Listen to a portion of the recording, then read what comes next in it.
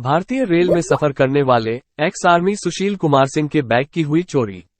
आश्चर्य है, रेलवे द्वारा सिक्योरिटी की इतनी कड़ी व्यवस्था होने के बावजूद ट्रेनों के एसी बोगी एवं अन्य बोगियों में चोरी होना रेलवे की प्रशासनिक व्यवस्था पर सवाल खड़े करता है। हालांकि ऐसी घटनाएं लगातार सुर्खियों में आती रहती है। क्या ये घटनाएं रेलवे प्रशासन की पोल नहीं खोलती?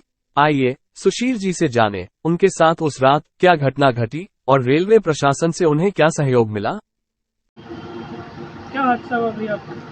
16 अगस्त को उसलापुर से मैं रात को 9:10 पर अमरकंटक एक्सप्रेस जो कि भोपाल तक जाती है उसके एसी कोच में मैं B7 में सफ़र कर रहा था। रात को मैं परिवार सहित जमशेदपुर से करीब 23 लोग हम लोग शामिल थे उस कोच में और हम लोग अपना सामान अपने सीट के नीचे रखे थे। मेरा सूटकेस और बैग सुबह 6 बजे जब हमारी पत्नी उठी तो पता चला कि जहां हम लोग रखे थे वहां से गायब है। वहां पे सफ़र करे जो 8 लोगों का कूपा होता है उसमें 3 लोग पीछे वाले स्टेशन में कहीं उतरा था। जिस समय हमारी गाड़ी चल रही थी तो पीछे जो स्टॉपेज पार हुए होंगे उसमें जबलपुर या कटनी ये 2 स्टेशन ही रहा होगा। और मुझे जब जानकारी हुआ तो मैंने ऑनलाइन 139 पे कंप्लेन किया रेलवे में और उसके बाद हमको अगले नरसिंहपुर के आसपास में हम जानकारी दिए। उसके बाद करेली में आरपीएफ के द्वारा हमें फ़ोन करके संपर्क किया गया और वहाँ से वो लोग एक फॉर्म हमसे दस्तखत कराए। उसके बाद अगला स्टॉपेज था गाडरवारा में हमको एफआईआर का कापी फ़ोन से हमें सारी जानकारी हमसे लिया गया और हम लोगों ने जो जानकारी दिया उसके आधार पर एफआईआर का कॉपी हमें उपलब्ध कराया गया। उसके बाद इटारसी में भी हमें आरपीएफ के द्वारा हमसे जानकारी ली गई और ये बड़े शर्म की बात है कि हम लोग जो किराया होता है जनरल या स्लीपर में जहां हम 500 में जा सकते हैं वहीं पे हम लोग एसी में सफ़र करने के लिए 1500 से 2000 रुपया लोग खर्च करते हैं सिर्फ इसीलिए कि हम आराम से हमारी सफ़र आराम से कटे और सुरक्षित कटे।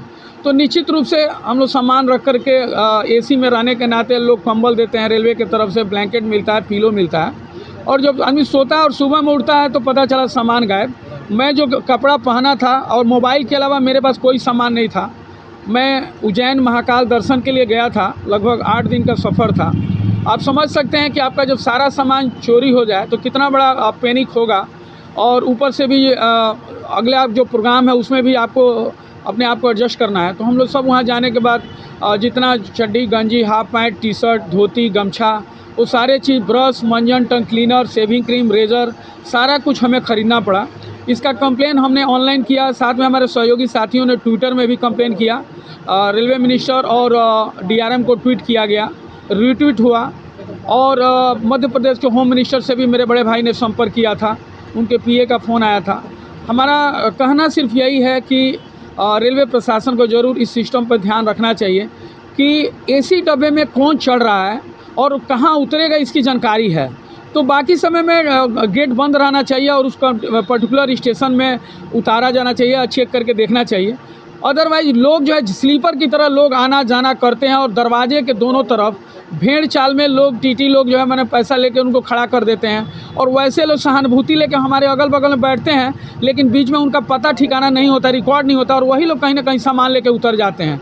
तो जहां हमारी एक तरफ हम लोग सहानुभूति दिखाते हैं, किसी को हमदर्दी दिखाते हैं और वही आदमी आपको घाव दे के चला जाता है। तो इसमें रेलवे को कोई कोताही नहीं बरतना चाहिए। मेरा जो जहाँ तक मानना है कि जितने सीट आरक्षित हैं और जिनका सीट है उनके अलावा किसी को चढ़ने का अनुमति नहीं देना चाहिए जब तक उनका वेटिंग कंफर्म ना हो। जिस तरह से साउथ इंडिया में हमारे जो रेलवे के टीटी हैं और वहाँ के जो सुरक्षा प्रहरी हैं वो लोग उस चीज़ को मेंटेन करता है। लेकिन इस समय हम लोग मध्य प्रदेश हो, बिहार हो, यूपी हो, इस तरह के क्षेत्र में देखते हैं तो प्रायः रिजर्वेशन जो डब्बे हैं वो भी जनरल की तरह हो जाता है। अब तो ऐसे में अगर लगता है कि हम डब्बों को जनरल कर दें तो जो रिजर्वेशन का पैसा उससे वापस कर दीजिए पैसे को, क्योंकि 72 आदमी का सीट होता है, उस पर आपने 150 आदमी को बैठा दिया चालान काट के।